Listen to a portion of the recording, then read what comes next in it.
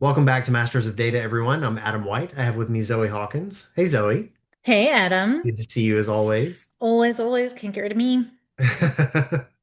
So today we're talking about what do we do if the marketing was right about AI Mm-hmm. and we no longer have to do the repetitive tasks and, some of the work that maybe we liked doing. Maybe we liked doing some of that stuff, It wasn't I think we drudgery after all. complained. We complained about toil and manual work. Oh, it's such a Well, grind to just do the same thing every day. yeah, And yet, when they took it away from us, what does that leave for us to do in our jobs? The hard stuff, I know. And the work. now people don't like their jobs because it's like the more focused on like the hard stuff that is This is, hard. yeah, I mean, this is just it. So I saw this video of this developer and she was super funny, but like honest about it, of saying Claude Code took all of the manual repetitive tasks. Like, congrats, Claude. Thank you.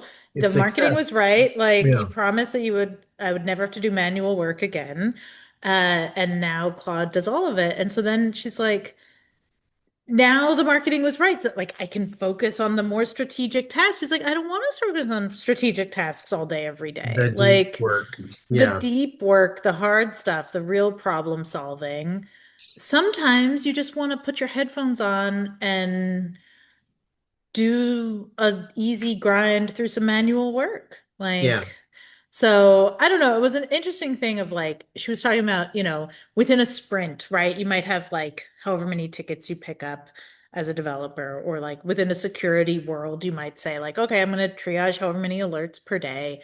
Um, and you assume that some of them are going to lead you nowhere, and you kind of go like, all right, Yeah. that's a nothing burger, like move Yeah. along. But you kind of have these like ebbs and flows in your day where sometimes you're really focused and problem solving, and sometimes you're just kind of puttering, and it almost like leaves more space for your brain to work when it does need to work. Yeah. And now it's like, no, just do only the hard thing, please. Like, do the work Right. that only a human can. Yeah. And it's kind of Right. like, I don't want to be the human. I want to Yeah. be the robot a little Yeah, bit. exactly. Yeah. And we're such creatures of habit and schedule driven too, like a lot from a developer's perspective.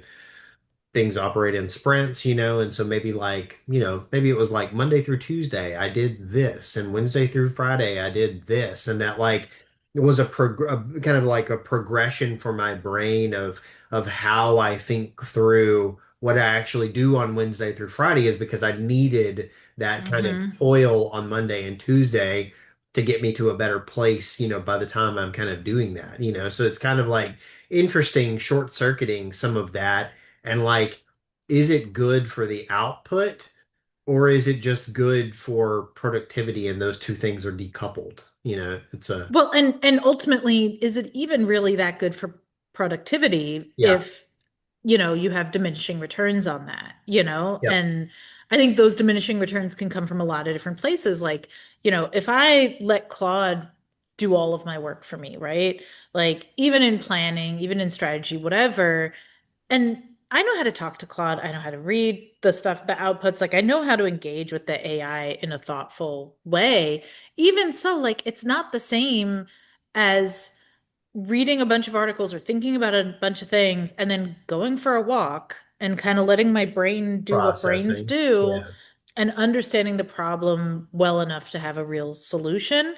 If yeah. Claude is just like, here's your output, I'm kind of going to be like, is it? I don't know, maybe. All right, cool, close Yeah. enough, I guess. And then if you just trust it and haven't done like some of the thought work yourself, then you can very much be degrading the output. I'm so this way. I some things in my life, like I've wondered, are they procrastination or does my brain just need kind of time to like really crunch through something before I feel comfortable creating the thing, Mm-hmm. and it's like it's just interesting how our brains work and to some degree like some of us I guess may need some of that to do some of that work that Claude or whatever is doing to like actually get us to a point where we feel good about creating an outcome. Whereas if we're just Mm-hmm. kind of like teleported there because of AI, it's like, I don't know, I mean, some things I find that I understand the whole picture a little bit less because I didn't do some of that like thought up front. And I don't love the way that feels. And that's probably a little bit some of what that developer was expressing. Yeah. Yeah. I mean, I feel the same way. Like I think of it as vocal warm-ups. I think of it as, just Yeah. getting my brain kind of going in the morning. Like I don't want to start my day at 8 a.m. with like a crazy intense meeting. I want like kind of easy softball work to start Yeah. my day and remind myself that I do know what I'm doing.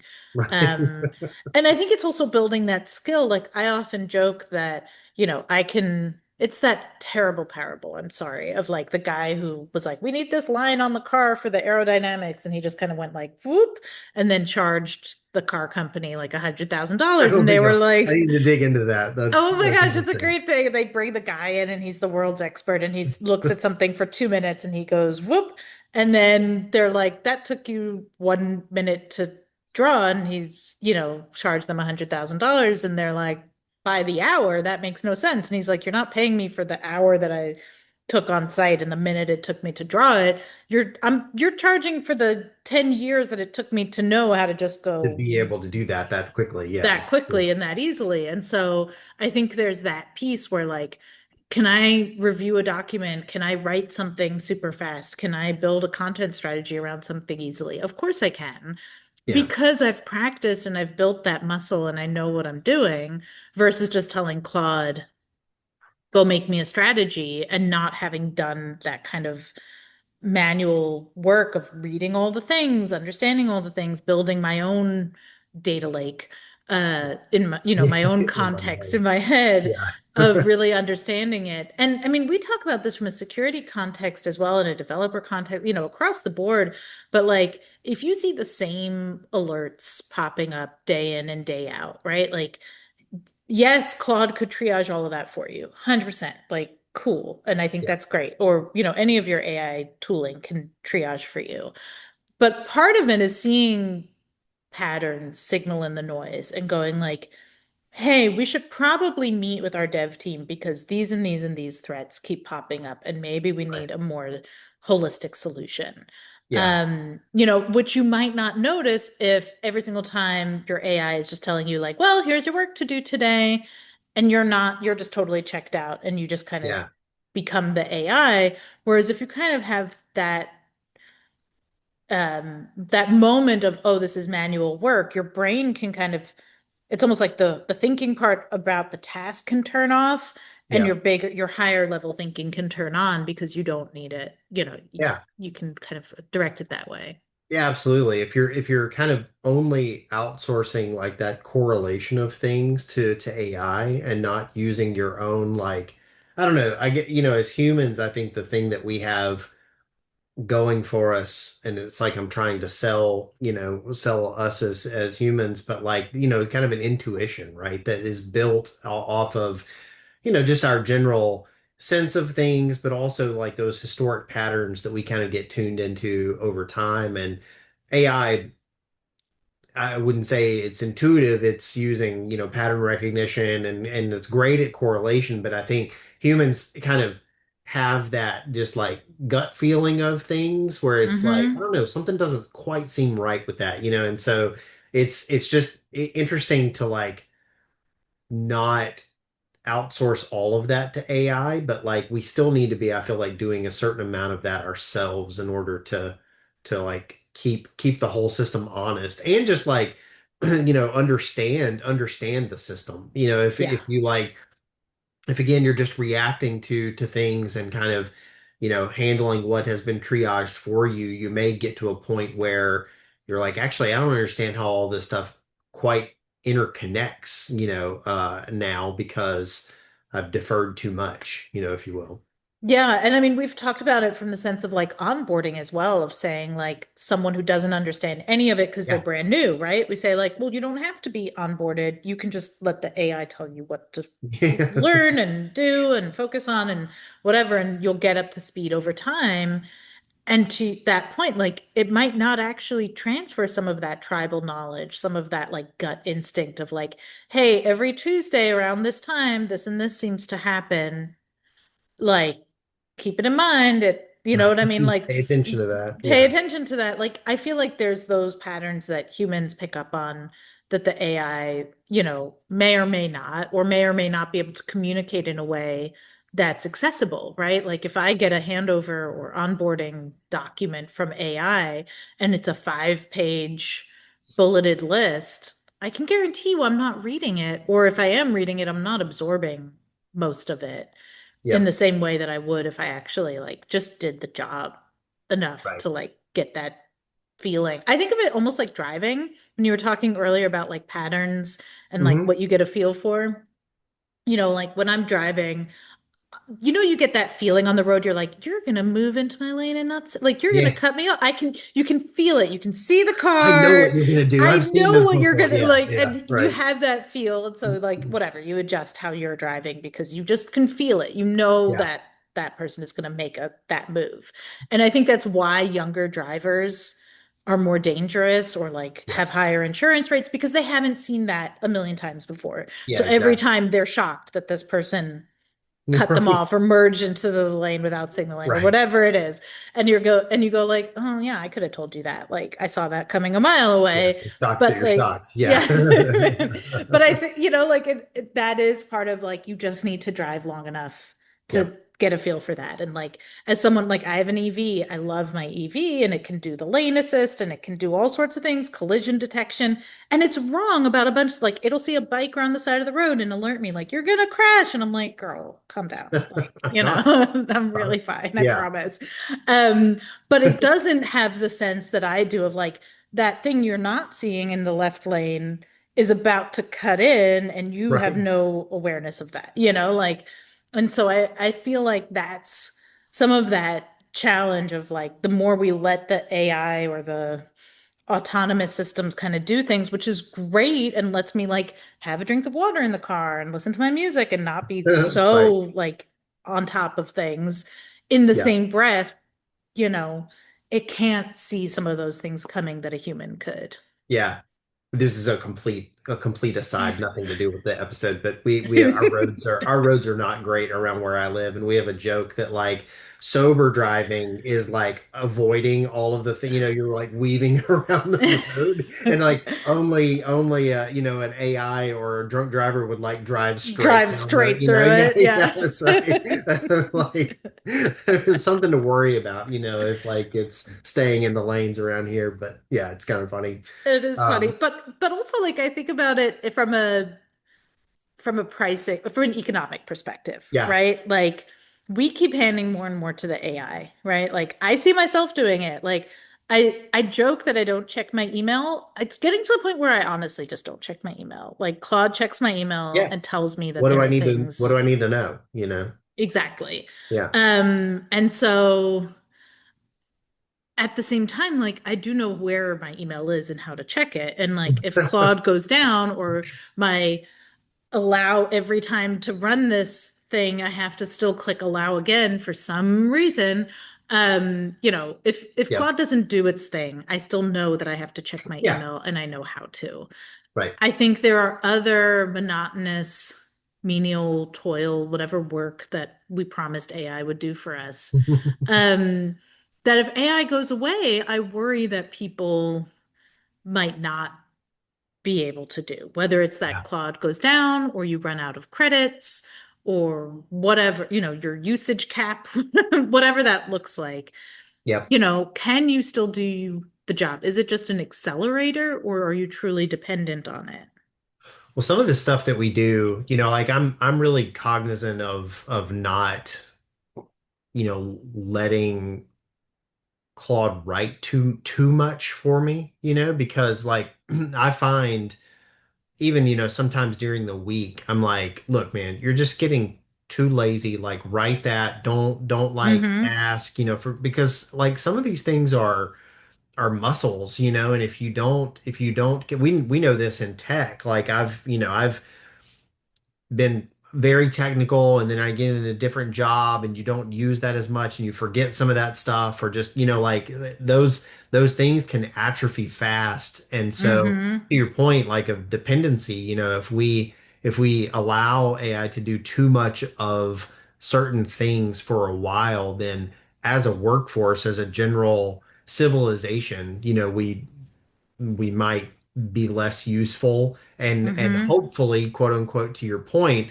like AI either doesn't go down or get prohibitively expensive where you're not you lose that AI capability because then no one's doing the thing or it's at a significantly degraded, status. Yeah. Yeah. I mean, I remember the jokes going around when like Canva would go down or whatever, and people were like, guess I can't post on social today. Right. Like, Yeah. I guess there's no carousels Yeah. for you or whatever it is, If I can't make an AI flyer, flyers just aren't getting made, That's just not happening. Yeah. There is no thought leadership on LinkedIn because no one could have the AI write it. So I do think there's that piece, of being able to do it yourself, but also like not burning out the workforce. Like we've talked a Yeah. ton about burnout on this podcast. It's pervasive. Yeah. Um, and AI was supposed to help. You know what I mean? Right. Like you think about it, like AI was supposed to help and make life easier and all of that. But if all your work is the hardest work because AI gets the easy jobs, Yeah. then does that just put us right back in the burnout cycle? Yeah. Do you see people, Zoe, kind of like looking for more, either analog or like I'm going back to, writing on paper, instead of like, oh, I know you're a huge I'm a paper and big pen and pen paper person. person. Yeah. But I feel like with a lot of technology, and we've seen it kind of in waves over time, there's sometimes this like revolt, that happens, I even mean, we're just like a hearing it small, now. yeah, Yes, we see it like the iPods, people are buying so many iPods on it's so eBay funny. now. Like they want to listen to music, Are they they want to like be on the hard to go. find legitimately these days? I think so. Oh my God, my cat just scared the crap out of me. I can see it lurking in the This background. little paw comes Yeah, up. But I think there's that, that desire to have something tangible and not to have an ad every however often and yeah, whatever the case may be, where it's like I would like to own my music and play it and not be interrupted and not have an AI playlist. Like people yep, just want to listen to the album they want to listen to or listen to the songs they want to listen to and not have any of that other stuff. yep, And, a lot of our tech just isn't built for that anymore. I mean, I see it even like my kid wants something portable. She wants a phone, if I'm honest. And I'm like, you're too young. But like that's trying to good. find Hold like the line. I'm trying. I'm trying. I will cave soon. I can feel it. But like I'm trying to find like an old iPod Shuffle for her that Yeah, would still support like Spotify because that's what she's used to, that still could right. support like using her AirPods or whatever because that's what she's used to. And it is a nightmare to be like, I would like something with this much tech. Like, Yep, can I right. have like Just enough. just enough technology and then the rest not? Yeah.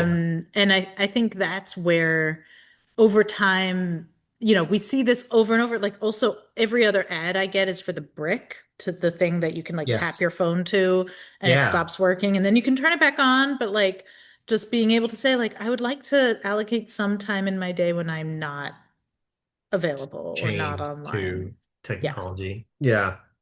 On the burnout thing, I think most people, at least, unless, you're like superhuman, can only do like so much of the deep work in any given day. Like we Mm-hmm. are, again, there's the processing time thing, which I definitely bond with, but just like how long you can just be in that mode of, the like latter stages of a work product, it's Mm-hmm. like it's different for everyone, but that's like really taxing on your brain, that kind of stuff. I agree. Like, I love getting into a flow state. I think it's magical and it's awesome, and you kind of can really solve difficult, interesting challenges.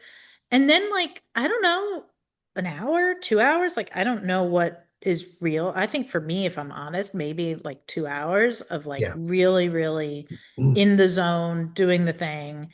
And then I need to like have a snack, go for a walk, like, Right. Yeah. talk to someone different, do something, stretch my Stand legs, up, something. Yeah, like, exactly. yeah. And I think that's, going back to the beginning, the developer who talked about really hating her job, like if every ticket is the hardest ticket and every, alert to triage is the hardest alert, there is no easy one, Yeah. then it becomes a different type of drudgery, if that's the word I think I'm Yeah. thinking of, like Okay.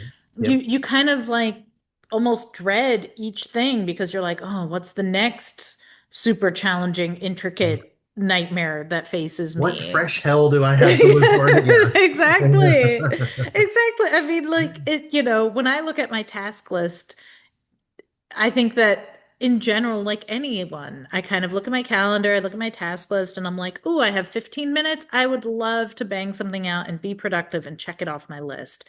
And Yeah. it's not the hardest, most labor intensive work. And then there's another chunk of time that I need to allocate to the real deep Right. work. And then I can surface again and go be in however many back-to-back meetings and whatever that is to just kind of have a cadence to the day that Yeah. feels workable, enjoyable, Yeah. any of that.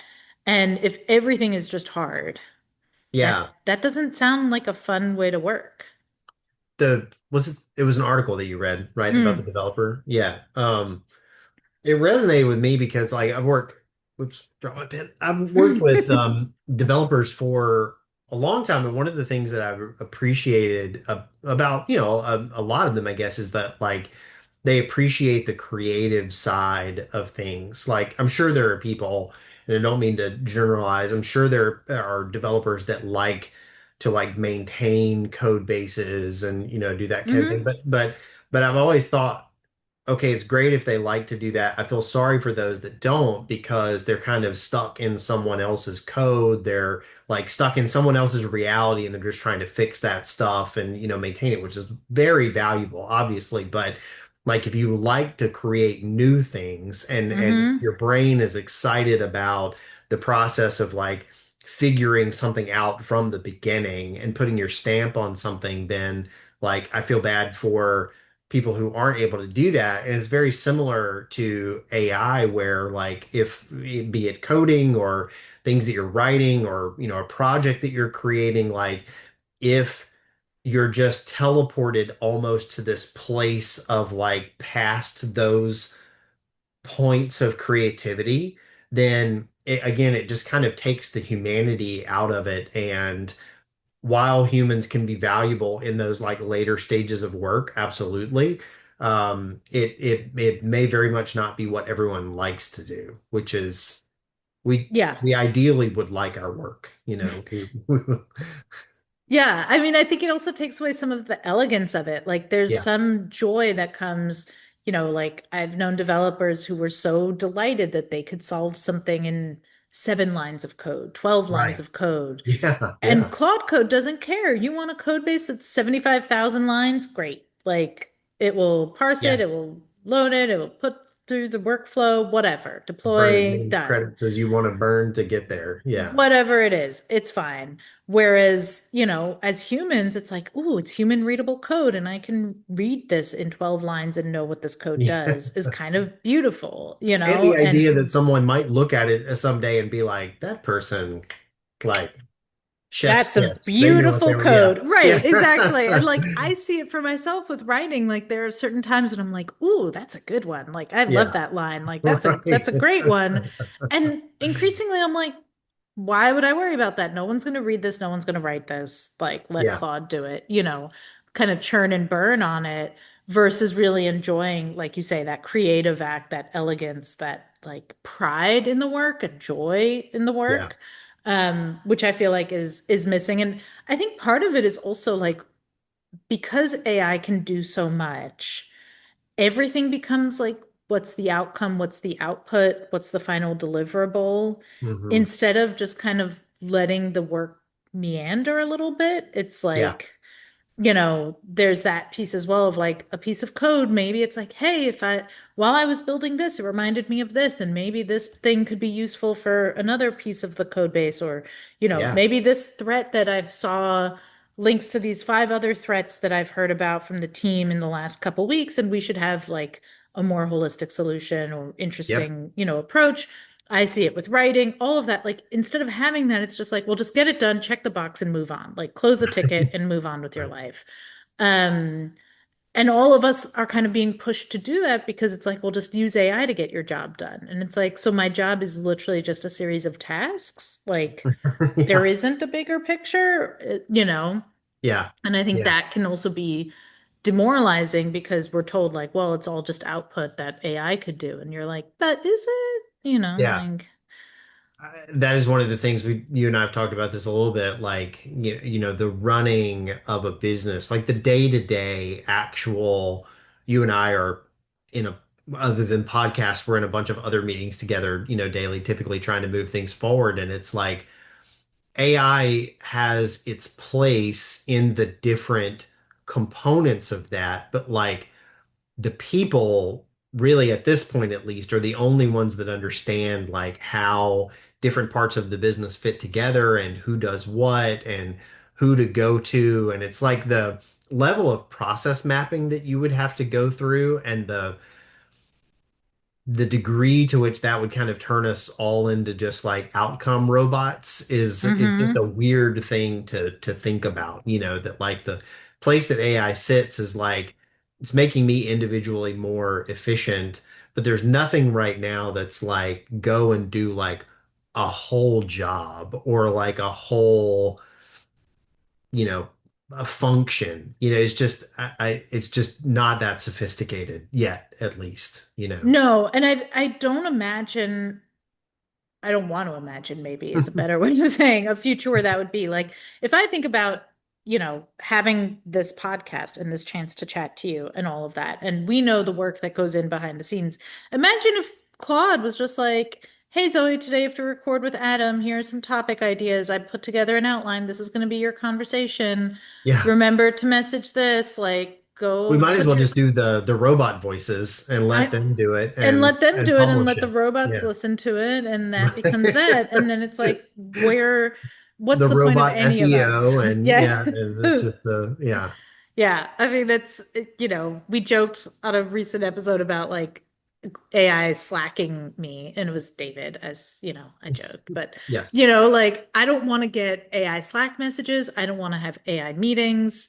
Like, there is a certain aspect of the work that I think still needs to be human because we Hmm. bring unique perspectives to things. And if we let Yeah. AI just tell us what to do in every call and for every task, then every business becomes the same. Then we all just become Yeah. acme.claude or whatever, and that's Right. Yeah. that, Yeah. Yeah.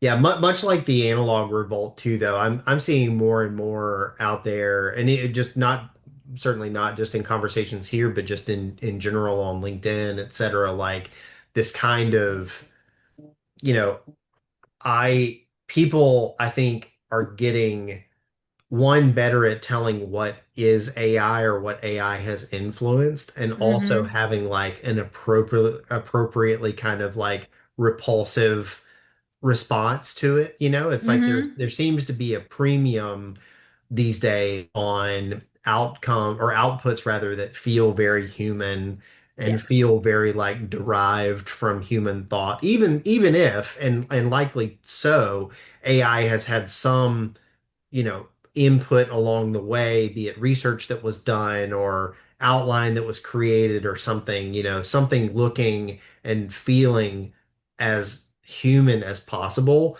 There seems to be a premium. And that's something I feel like there was a lull in that, or maybe it was like an inverse cycle, Hmm. where like people were so excited about AI generated stuff that they dispatched with that like filter for a little bit. And now Hmm. I'm seeing like AI capability going up, but like people's ability to tolerate AI outcomes is going down. So, or I don't know how you want to look at that, but you know what Yeah, I'm no, saying? I Like, I totally get it. Like it was really interesting. I read a whole thing about this, like don't use the tool. And it was essentially this whole thing about like everyone was told you have to use AI. You're falling behind if you haven't used AI. Make sure you're using AI. Use AI for everything. And then now it's like, ew, you used AI? Like that's gross. Why didn't you just use your human yeah, brain? And and so I agree, like there's almost this repulsion because so many people are now seeing what we've seen for years of like, oh, that's the AI output. Like, ew, why would you show yeah, that to me? Like, ew, keep that to yeah, yourself. Right. And so, yeah, I mean, I think AI has gotten so much better. And in the same breath, people are like, use it for this, not that. Like, have some Right. discernment. Have some pride in the work you do still. Yeah. And so I think it'll be an interesting evolution because it's not going away, right? No. Like we can't get rid of No, it, nor nor should should it. nor Like nor do we want it should to. be said that like you and I use AI all day, every day, We so do. we are not like Luddites in this. It's just kind of Mm-mm. like, I do think that there's like a right way to do it where we're keeping humanity, like keeping these creative outcomes, but leveraging AI like to the degree that's needed and not like And to the way that makes our life better and right. not more hard work. Yeah. Yeah, only hard work. Only Yeah. hard work. Well, I hope that this week you get not only hard work, that you And get same for you. to I do. hope you get some manual Yeah, triage I and wish you toil only and the drudgeryest of work. yes. No, yeah. Always good to talk to you, Zoe. Thank you all for listening. We appreciate you, and we'll see you on the next episode of Masters of Data. Thanks, everyone. Thanks.